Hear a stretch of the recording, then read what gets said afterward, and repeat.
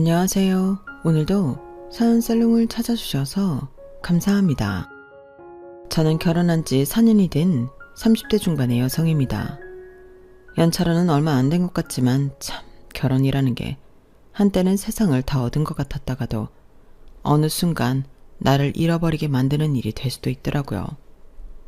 그 시작은 대학 시절로 거슬러 올라가요. 저와 남편은 같은 동아리 선후배 사이였습니다. 저희 동아리는 지역 사회 문제를 해결하기 위한 아이디어를 기획하고 이를 프로젝트로 발전시키는 활동을 하는 곳이었어요. 지역 축제와 협업하거나 기업 공모전에 참가해 실제로 아이디어를 실현해보기도 했죠. 사람들 간의 협력이 중요했지만 동시에 누가 얼마나 기여했는지를 명확히 따지게 되는 경우도 많았어요. 그런 만큼 서로의 신뢰가 무엇보다 중요한 동아리였죠. 남편은 저보다 2학번이 선배였어요. 그때 남편은 동아리에서 중요한 행사와 프로젝트를 자주 리드하며 책임감 있는 모습으로 신뢰를 얻고 있었어요. 하지만 저희 동기들 사이에선 그에 대한 평이 조금 엇갈렸죠. 그 선배 좀 계산적인 것 같지 않아? 매사에 너무 따져. 그래도 책임감 하나는 확실하잖아. 행사도 잘 챙기고 돈 문제는 항상 깔끔하게 처리하니까. 그 전까지는 좋은 평도 많았지만 나쁜 평이 돌기 시작했던 건 남편의 계산적인 성격이 본격적으로 드러났던 동아리 MT 때였어요. 선배로서 전체 비용을 책임지고 정산을 맡았는데 나중에 알고 보니 몇천 원 단위까지 후배들에게 추가로 요구하더라고요. 1인당 2만 원씩 더 내야 해. 예상보다 펜션 비용이 많이 나왔거든. 선배님, 근데 잔돈이 좀 남았던 것 같은데요. 잔돈은 비상금으로 두는 게 맞아. 다음 행사 준비할 때 도움이 되니까. 그때는 선배로서 동아리를 생각하는 줄 알았는데 지금 돌이켜보면 그 비상금이 어디로 갔는지 아무도 몰랐어요. 또 한 번은 동아리 내에서 지역 청년 창업 지원 공모전을 준비하던 중 남편 선배가 자기가 쓴 자료 일부를 팀원들에게 빌려주는 대신 따로 보상을 요구했던 적도 있어요. 이것도 지금 생각해보면 같은 학생끼리 참 난감했던 일이었죠. 이 자료는 내가 직접 조사한 거라 내 노력이 많이 들어갔어. 그냥 가져가는 건 좀 그렇지 않나? 아니, 우리 팀 프로젝트인데 그걸 돈으로 따질 필요가 있을까요? 공정하게 하자는 거지. 내가 쓴 자료는 내가 투자한 거니까.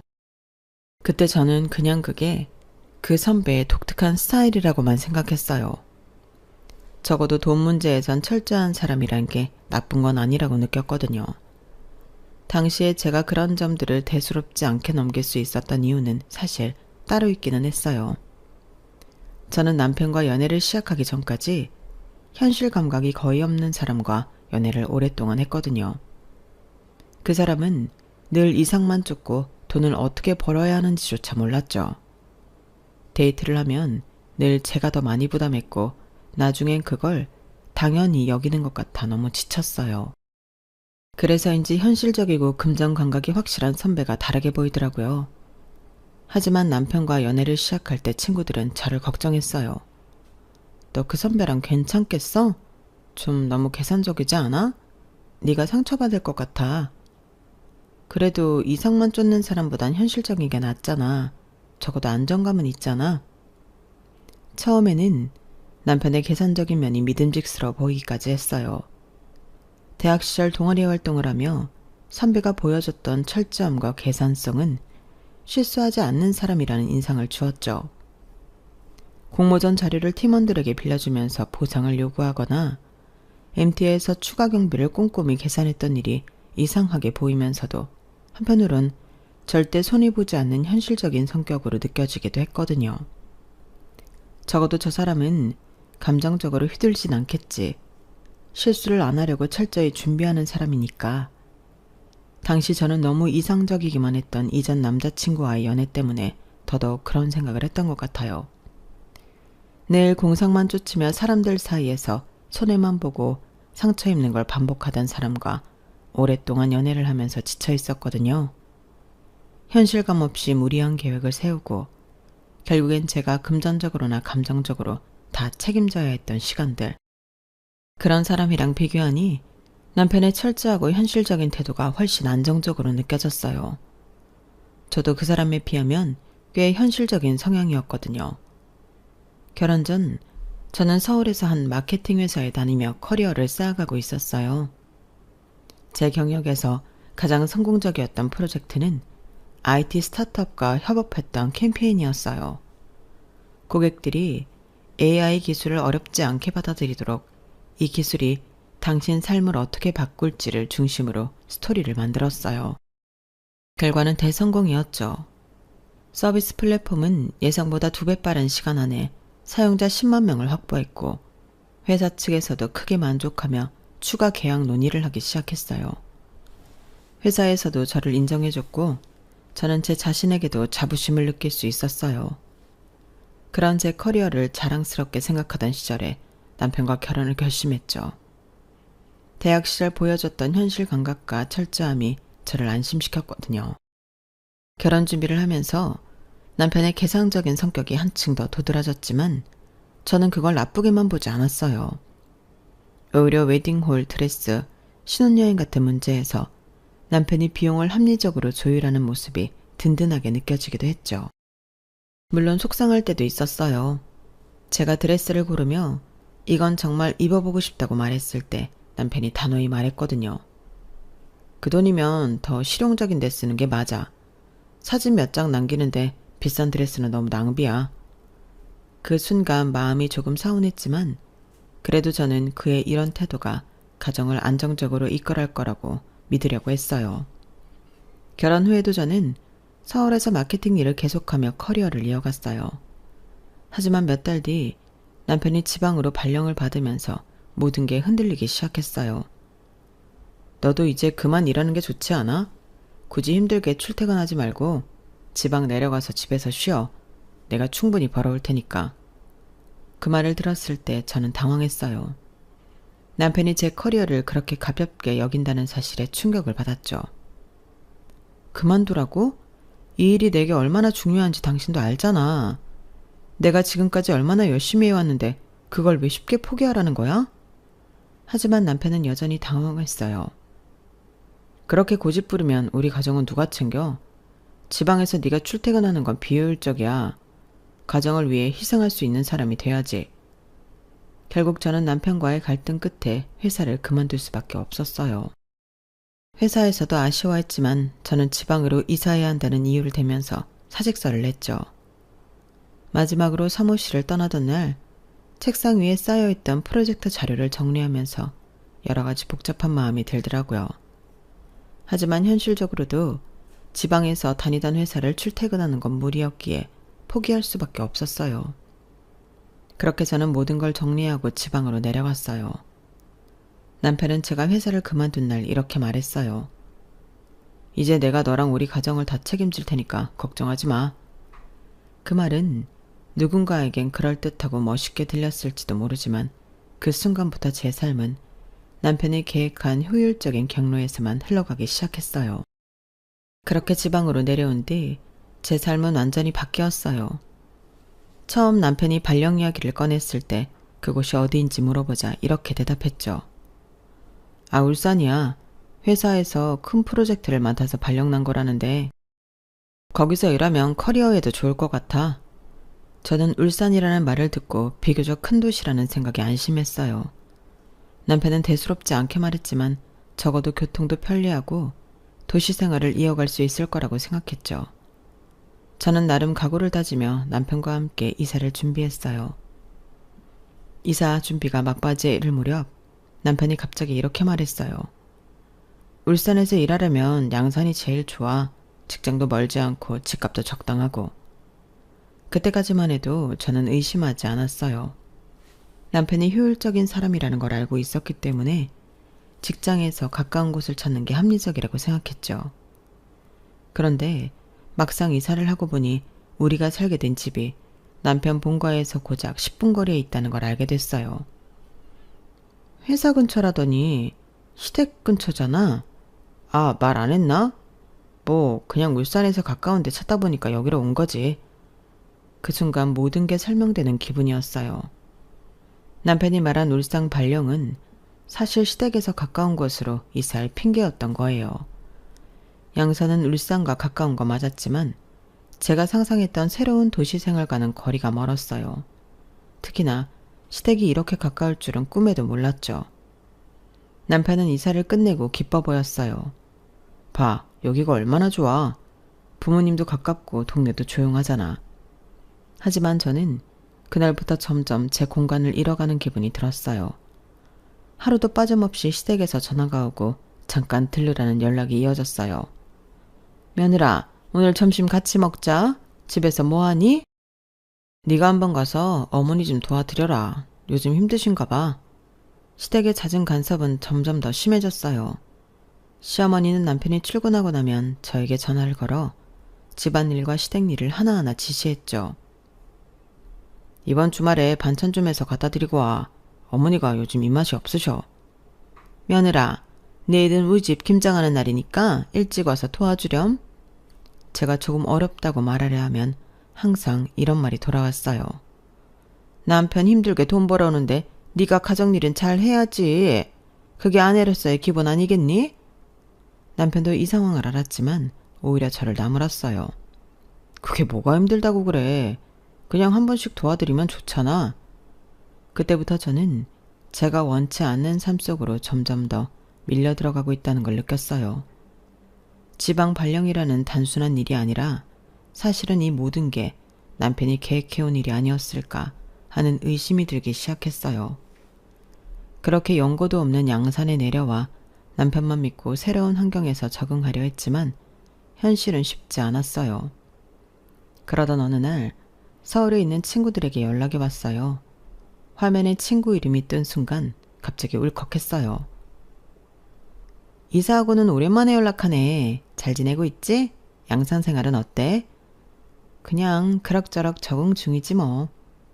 제 목소리는 밝게 내려고 했지만 친구는 바로 눈치챘어요. 목소리가 왜 그래? 너 괜찮아? 솔직히 좀 힘들지? 그 순간 참아왔던 감정이 무너졌어요.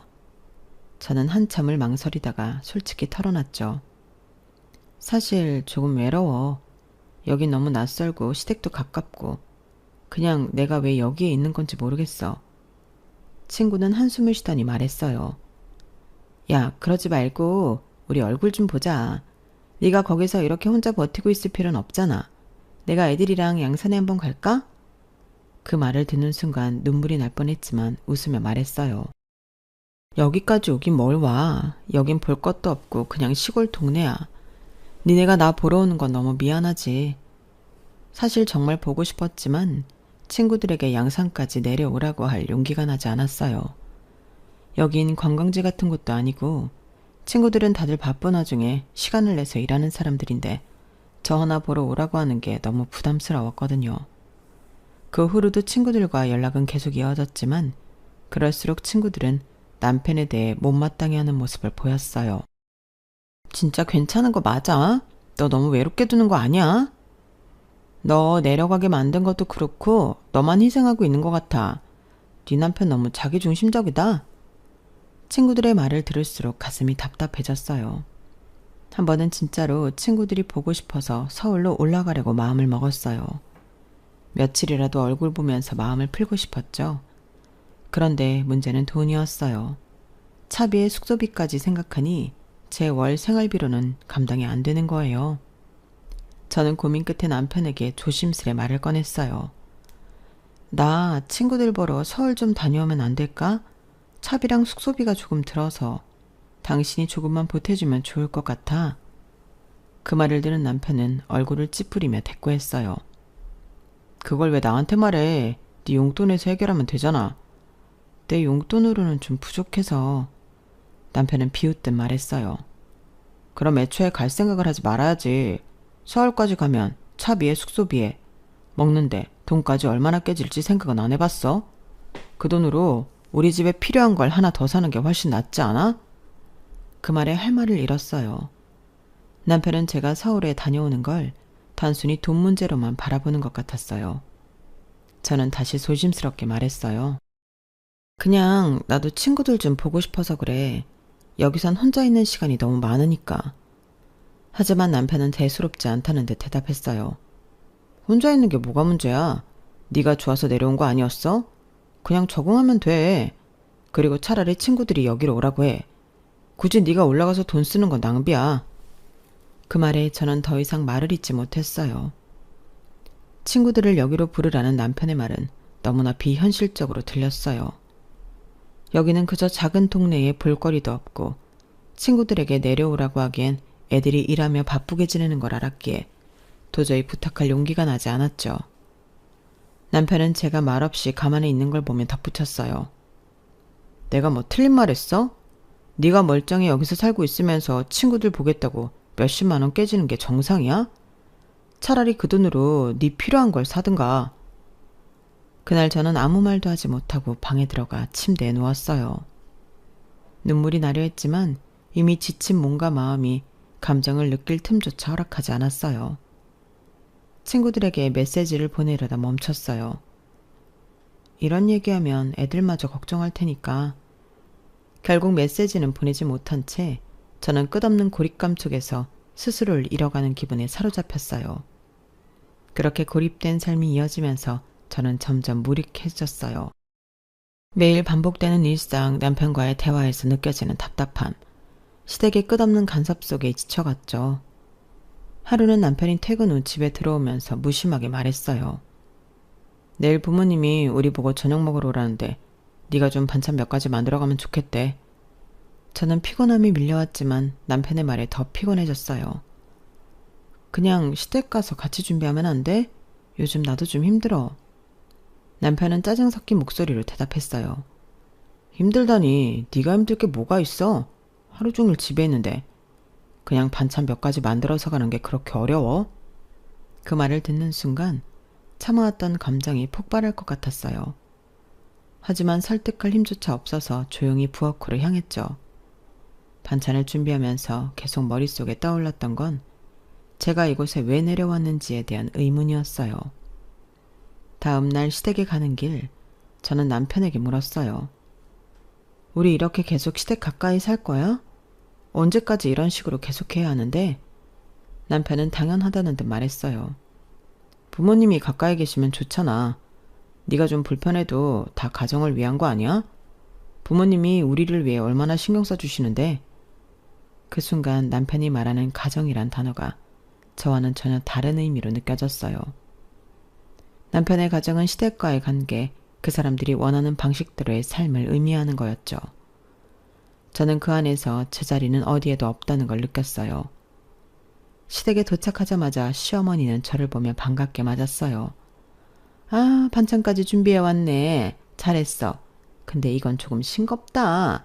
다음부턴 간을 좀 더 세게 해봐. 그날 저녁 내내 시어머니는 끊임없이 저에게 조언이란 이름으로 지적을 했어요. 제가 식탁에 놓은 반찬, 앉은 자세, 심지어 남편이 밥을 먹는 속도까지 전부 제 책임인 것처럼 느껴지게 하셨어요. 네가 반찬을 잘하면 남편이 밥을 더 맛있게 먹지 않겠니? 요즘 우리 아들도 살도 좀 빠진 것 같은데 네가 잘 챙겨줘야지. 그 말을 들으며 점점 더 제가 무너지는 기분이었어요. 남편은 옆에서 아무 말 없이 밥만 먹고 있었고 저는 그저 웃으며 대답했어요. 네, 어머니, 다음엔 신경 써볼게요.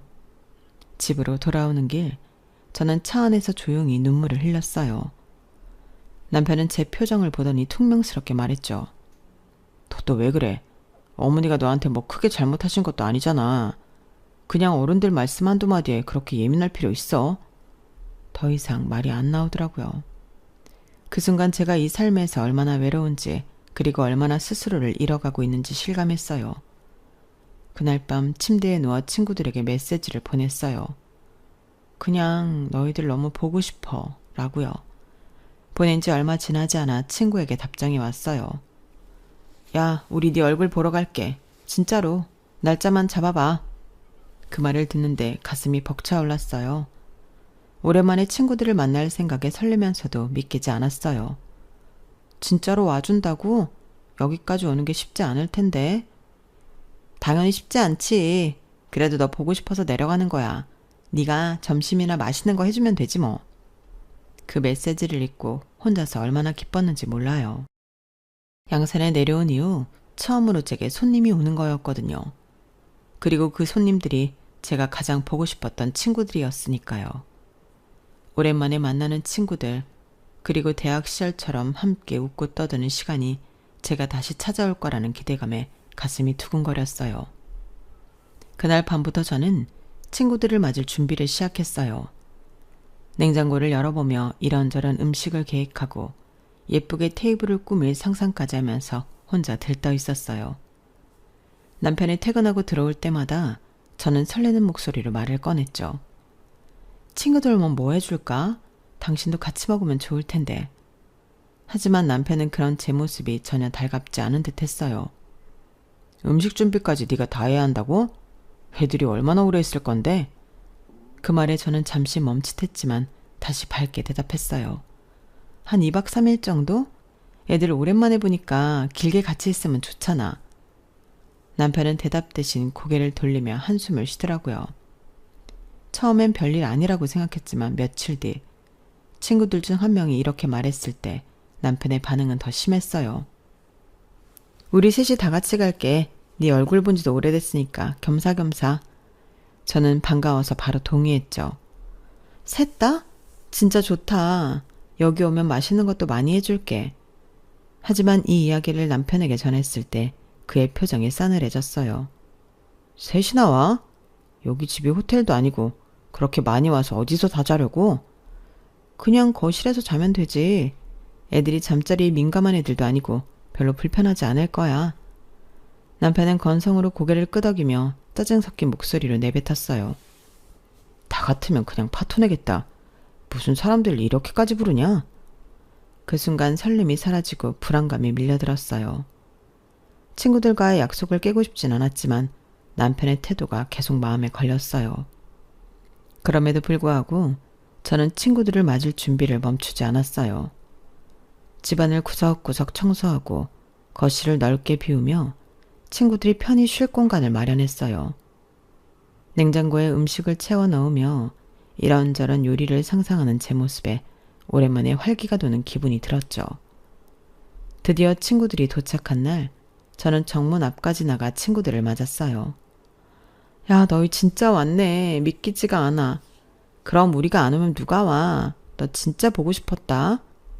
친구들이 집 안으로 들어오자 저는 너무 기뻐서 어쩔 줄 모르겠더라고요. 그런데 남편은 거실 소파에 앉아 TV를 보면서 대꾸도 없었어요. 오랜만이야 선배. 잘 지내셨어요? 친구들이 반갑게 인사했지만 남편은 피곤한 얼굴로 대충 손을 들어올리며 말했어요. 뭐 그냥 그렇지. 남편의 이런 태도에 저는 속이 상했지만 친구들에게 티내고 싶지 않아 애써 웃으며 대화를 이어갔어요. 저녁 식사 자리에서도 남편은 거의 말을 섞지 않았어요. 친구들이 저와 이야기하면서 웃을 때도 남편은 마치 그 자리에 없는 사람처럼 행동했어요. 은근히 눈치를 주는 것 같은 표정과 행동들이 느껴졌죠. 그렇게 하루가 지나고 둘째 날 아침이 되자 남편은 본격적으로 불만을 드러내기 시작했어요. 집이 왜 이렇게 어질러졌어? 애들 오니까 정신이 하나도 없네. 애들이 먼 길 와서 편히 쉬려면 어쩔 수 없잖아. 내가 정리할게. 하지만 남편은 제 말을 듣지도 않고 계속 불평했어요. 솔직히 애들 데려와서 이렇게 북적이는 건 좀 아닌 것 같아. 너도 힘들잖아. 그 말에 저는 속으로 화가 치밀었지만 최대한 차분하게 대답했어요. 힘들지 않아. 나도 애들 오랜만에 보니까 좋아서 하는 거야. 하지만 남편은 마지막 한마디로 저를 완전히 무너지게 만들었어요. 아니, 솔직히 이렇게 오래 묵을 거면 숙박비라도 받아야 되는 거 아니야? 그 말의 순간 머릿속이 하얘졌어요. 뭐라고? 지금 농담이지? 농담 아니야. 우리도 전기세, 물세 다 드는 건데 그냥 있을 순 없잖아. 저는 남편의 이런 말이 믿기지 않았어요. 친구들이 먼 길을 와준 것만으로도 고마운 일인데 남편은 그걸 돈으로 계산하려고 한다는 게 너무나 충격적이었어요. 그게 사람이 할 말이야? 내 친구들한테 돈 내고 가라고 하라고? 남편은 오히려 당당하게 대답했어요. 그래, 그게 공정한 거지. 네가 얘기해. 우리 집에 묵으려면 그 정도는 내야 된다고. 친구들은 그 대화를 듣고 있었고 분위기는 한순간에 싸늘해졌어요. 결국 친구들도 기분이 상한 채로 제가 애써 준비했던 집들이는 불편한 분위기 속에서 끝이 났어요. 다음날 아침 어제의 싸늘했던 분위기를 애써 털어내며 친구들과 아침 식사를 준비하고 있었어요. 그런데 남편이 거실로 나오더니 무심한 목소리로 한마디를 던지더라고요. 아, 그러고 보니 얘기해야겠다. 너희들 여기 며칠씩 있으면서 전기세 물세 다 드는 거 알지? 집에서 해먹은 음식값까지 하면 대충 15만 원 정도 나올 것 같아. 근데 친구들이니까 3만 원은 깎아주는 거야. 12만 원씩만 내고 가. 그 순간 집안 공기가 얼어붙는 것 같았어요. 친구들은 처음엔 남편이 농담을 하는 줄 알고 멍하니 쳐다봤지만 생각보다 진지한 얼굴을 보고 상황을 이해한 듯 얼굴이 굳어졌어요. 선배, 지금 진심이세요? 한 친구가 조심스럽게 묻자 남편은 대수롭지 않게 고개를 끄덕이며 대답했어요. 현실적인 얘기하는 거야. 여기 사는 것도 다 돈 드는 일이고 우리도 부담이 있으니까. 친구들이 기막혀하는 얼굴로 서로를 쳐다보는 사이 저는 믿을 수 없다는 듯 남편을 쳐다보며 말했어요. 당신 지금 농담이지? 어떻게 친구들한테 그런 말을 해? 먼 길 와서 날 보러 와줬는데. 하지만 남편은 태연하게 대꾸했어요.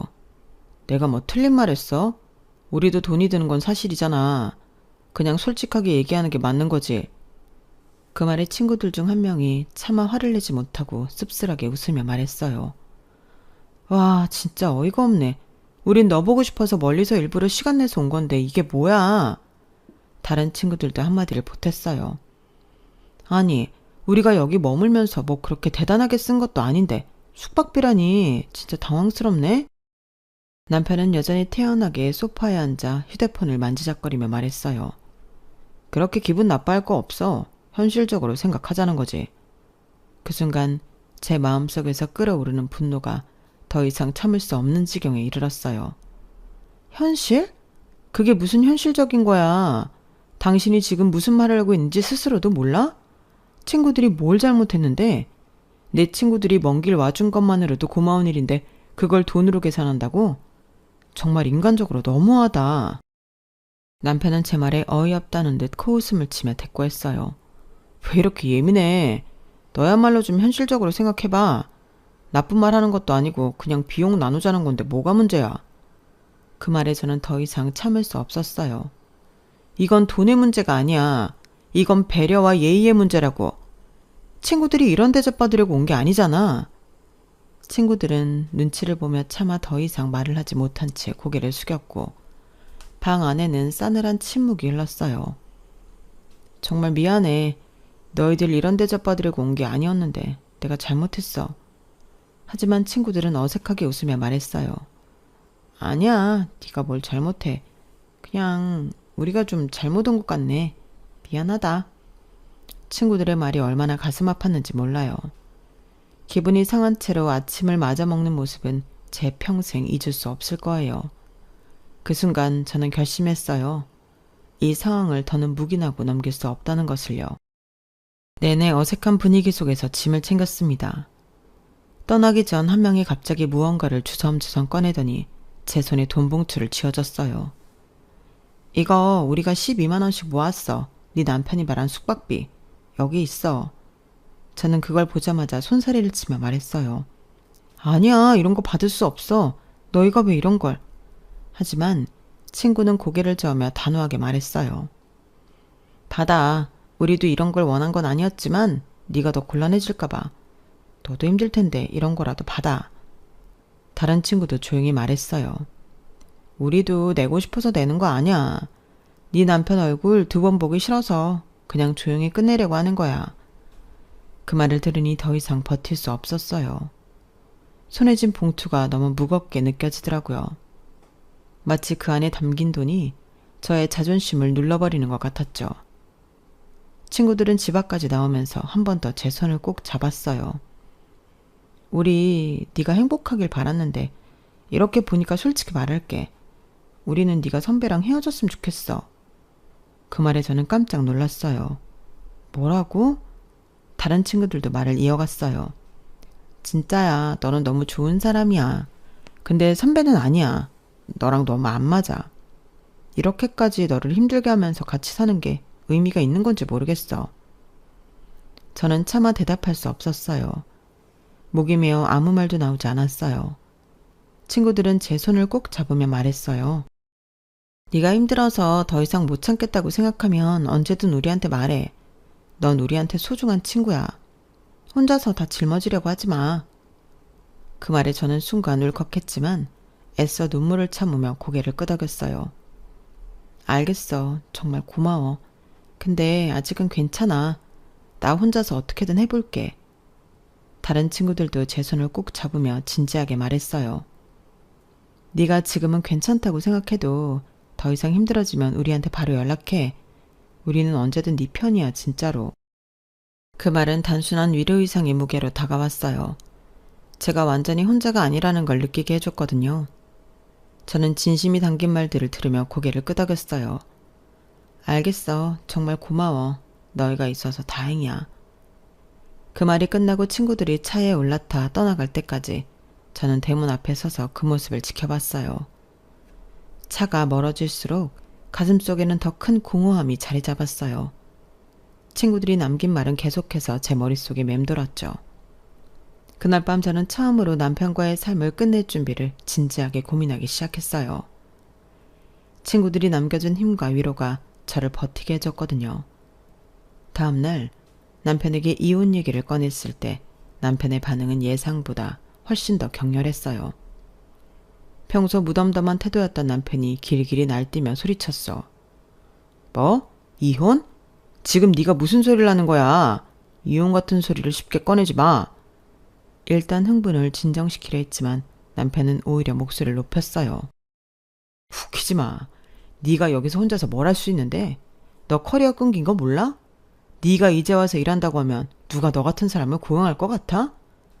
그 말에 저는 충격을 받았지만 더 큰 충격은 그 뒤의 비웃음이었어요. 그동안 내가 얼마나 열심히 돈 벌어왔는데 넌 집에 편히 쉬면서 이런 생각이 나고 있는 거야? 숙박비 받자고 한 게 뭐가 그렇게 잘못됐다고 그래? 내가 틀린 말 했어? 우리 집에 누가 오든 돈은 깨지는데 현실적으로 생각하면 받아야 되는 거 아니야? 숙박비를 받았어야 한다고? 그게 정상이라고 생각해? 내 친구들이 멀리서 날 보러 와준 건데 그렇게 치사하고 각박하게 돈을 요구하는 게 인간적으로 맞는 거야? 네가 지금 현실 감각이 떨어지는 거야. 돈은 벌 수 있을 때 어떻게든 벌어야지. 지금 경제가 얼마나 어려운지 몰라? 내가 이렇게 애쓰면서 돈 벌고 있는데 네 친구들한테 조금 요구했다고 뭐 그렇게까지 열을 내. 내가 열내는 이유는 돈 때문이 아니야. 그건 인간적인 예의와 정의 문제야. 당신은 그런 걸 전혀 모르는 사람이라는 걸 이제야 깨달았어. 그래? 그럼 앞으로 더 현실적으로 생각해보자고. 다음에 또 친구들 불러. 이번엔 숙박비 더 올려서 제대로 벌어보자. 너도 집에서 놀기만 하지 말고 돈 좀 벌어야 될 거 아니야. 지금 장난해? 내가 진지하게 말하고 있는데 당신은 돈 얘기밖에 못해? 진지하게 말하는 거야. 네가 지금 나한테 이혼하겠다고 하면서 대안도 없잖아. 이혼하고 뭐 할 건데? 어디 가서 무슨 돈을 벌 거야? 네가 살던 세상은 끝났어. 인정해. 그 말은 마치 제가 아무것도 아닌 사람이라는 걸 증명하려는 것처럼 들렸어요. 저는 더 이상 그런 말을 듣고 있을 필요가 없다는 걸 깨달았어요. 당신 말이 맞아. 난 대안도 없고 현실적으로 힘들겠지. 하지만 한 가지 확실한 건 더 이상은 이렇게 당신이랑 살고 싶지 않다는 거야. 그 말을 남기고 저는 방으로 들어가 문을 닫았어요. 남편의 비웃음과 냉소가 귀에 맴돌았지만 친구들이 했던 말도 함께 떠올랐어요. 그 순간 저는 혼자가 아니라는 걸 다시금 깨달았고 이번엔 정말로 제 삶을 위해 싸워봐야겠다고 다짐했어요. 그날 밤 저는 친구들에게 전화를 걸어 도움을 요청했어요. 친구들은 예상했던 것처럼 한치의 망설임도 없이 저를 지지해줬습니다. 드디어 결심했구나. 잘했어. 네가 필요하면 언제든 우리 힘 보탤게. 혼자서 처리하려고 하지 마. 우리도 도울 방법 많아. 법적인 거나 현실적인 거 다 같이 알아보자. 친구들의 말에 용기를 얻어 다음날 저는 변호사를 찾아갔어요. 변호사는 제 이야기를 다 듣고 차분히 설명해줬어요. 귀하의 상황에서 이혼을 진행하려면 경제적 의존관계나 결혼 생활에서 받은 정신적 고통을 입증하는 자료가 필요합니다. 특히 상대방이 동의하지 않을 경우 법적 싸움이 길어질 가능성이 있습니다. 그 말에 한숨이 나왔지만 포기할 수는 없었어요. 제 삶을 되찾기 위해 저는 싸워야 했으니까요. 이혼 서류를 작성한 뒤 저는 남편에게 정식으로 이혼 의사를 전달했어요. 그날 저녁 남편은 서류를 보더니 서류를 집어 던지며 소리쳤어요. 이게 뭐야? 진짜로 이혼하겠다고? 너 지금 정신 나간 거 아니야? 저는 담담히 대답했어요. 정신 나간 건 아니야. 이제 내 삶을 되찾으려는 거야. 당신과 이렇게 사는 건 더 이상 의미가 없어. 남편은 미친 듯이 웃으며 비아냥댔어요. 네 삶을 되찾아? 돈 여기서 뭐 할 수 있는데? 네가 무슨 돈이 있어? 어디 나가서 살아갈 수나 있을 것 같아? 지금까지 내가 벌어다 준 돈으로 편히 살았으면서? 저는 최대한 침착하려고 노력했어요. 당신이 벌어다 준 돈이 아니라 내가 감당해온 삶 때문이야. 난 그 삶을 포기하고 여기까지 내려왔는데 그 대가가 이거였어. 내가 이혼해서 힘들어질 건 알지만 이렇게 사는 것보다 나을 것 같아. 이건 말도 안 되는 짓이야. 여기서 네가 나가서 아무것도 못할 거 뻔히 보이는데 너 혼자 잘 살 것 같아? 웃기지도 않네. 그게 나를 본 모습이라면 더더욱 이 결혼을 끝내야지. 난 당신 없이도 잘 살 수 있다는 걸 증명할 거고 당신 같은 사람과 더 이상 살 이유도 없어. 그 후 남편은 며칠 동안 이혼 서류를 무시하며 아무 일도 없다는 듯 행동했어요. 하지만 남편이 무시한다고 해서 제가 포기할 리 없었어요. 친구들의 도움으로 저는 남편의 태도와 결혼 생활 동안 느꼈던 고통을 상세히 기록하고 필요 서류를 준비하며 하나씩 절차를 밟아나갔습니다. 남편은 끝까지 서류에 서명하지 않으려 했지만 결국 저는 법적 절차를 통해 이혼 소송을 제기했어요. 그 과정에서 남편은 저를 더더욱 비난했죠. 좋아. 네가 그렇게 이혼하고 싶다면 해봐. 그놈의 친구들이 널 위해 뭘 해주나 보자. 그 말은 가슴 깊이 상처로 남았지만 법적 과정이 진행되며 점점 자유로워지고 있다는 느낌이 들었어요. 기나긴 싸움 끝에 마침내 이혼 판결이 났을 때 처음으로 숨을 제대로 쉴 수 있었어요. 법원에서 이혼 판결을 받은 날이었어요. 법정에서 모든 것이 끝났다는 말을 들었을 때 한편으로는 마음이 후련했지만 다른 한편으로는 앞으로 어떻게 살아가야 할지 막막함이 몰려왔어요. 법원 문을 나서며 이런 생각에 빠져 있었는데 바로 그 순간 남편의 목소리가 들려왔어요. 네가 이혼했다고 다 해결될 줄 알았어? 커리어도 끊긴 주제에 어디 가서 뭘 할 수 있을 것 같아? 나한테 다시 걷어달라고 빌지나 말라고. 그게 할 소리야? 사람이 어떻게 여기까지 와서 그런 말을 할 수 있냐고. 고개를 돌려보니 제 친구들이 서 있었어요. 이런 상황을 저 혼자 감당하지 않게 하겠다며 일부러 연차를 내고 법원까지 데리러 와준 친구들이었죠. 좋아, 네 친구들까지 다 왔으니 어디도 난리 쳐봐. 그래, 니네들끼리 한번 잘해봐라. 결국엔 먹고 사는 문제에 네 친구들도 다 소용없을 테니까. 친구들의 얼굴은 분노로 굳어졌고 한 발짝 앞으로 나가 한참 동안 남편을 노려보며 말없이 서 있었어요. 남편은 더 이상 말도 하지 않고 자리를 떠났지만 그 조롱 섞인 말투가 여전히 귓가에 맴돌았죠. 제가 아무 말도 하지 않자 친구들은 다가와 제 손을 잡았어요. 괜찮아? 아니 괜찮을 리가 없지. 진짜 저 인간 끝까지 저러는구나. 그날 집으로 돌아오는 길 친구들은 차 안에서 분노를 참지 못했어요.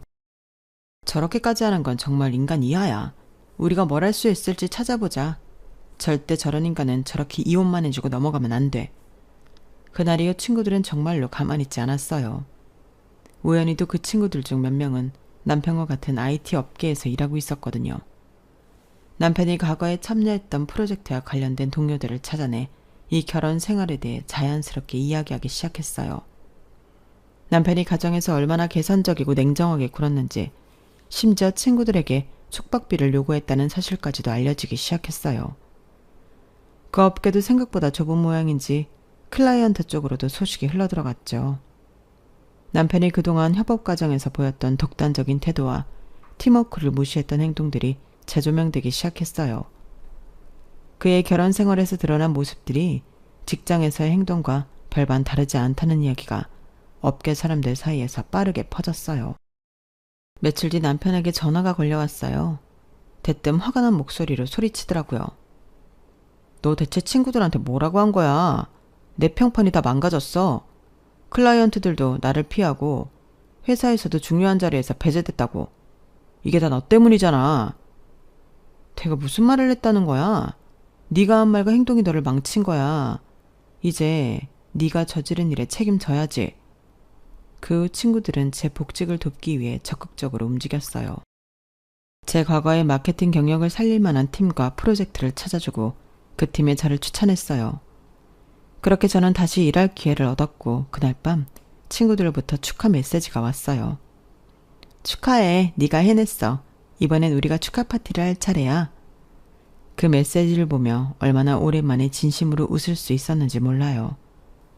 늘 혼자라고만 생각했던 제 곁엔 알고 보니 이렇게나 저를 지지해주는 사람들이 있었고 그 덕분에 저는 다시 일어설 수 있었으니까요. 그렇게 저는 힘들었던 결혼 생활을 끝내고 새롭게 제 삶을 시작할 수 있는 용기를 얻었어요. 물론 쉽지는 않았죠. 남편의 조롱과 주변의 시선, 그리고 이혼 후의 현실적인 문제들까지 모든 게 저를 흔들었으니까요. 하지만 친구들이 있었기에 무너지지 않을 수 있었어요. 지금 저는 비록 아직 완벽하지는 않지만 그래도 더 이상 과거에 발목 잡히지 않고 제 길을 걸어가고 있어요. 이 이야기를 통해 누군가에게도 작은 용기와 희망이 닿길 바라요. 여러분, 어떤 상황에서도 절대 혼자라고 생각하지 마세요. 그리고 스스로의 가치를 잃어버리지 않으시길 바라요. 여러분은 충분히 다시 일어설 수 있는 힘을 가지고 있으니까요. 우리 화이팅 하자고요. 여러분, 사연 댓글에 응원과 현명한 조언 부탁드려요. 좋아요와 구독은 저에게 큰 힘이 됩니다. 오늘도 좋은 일 가득하세요.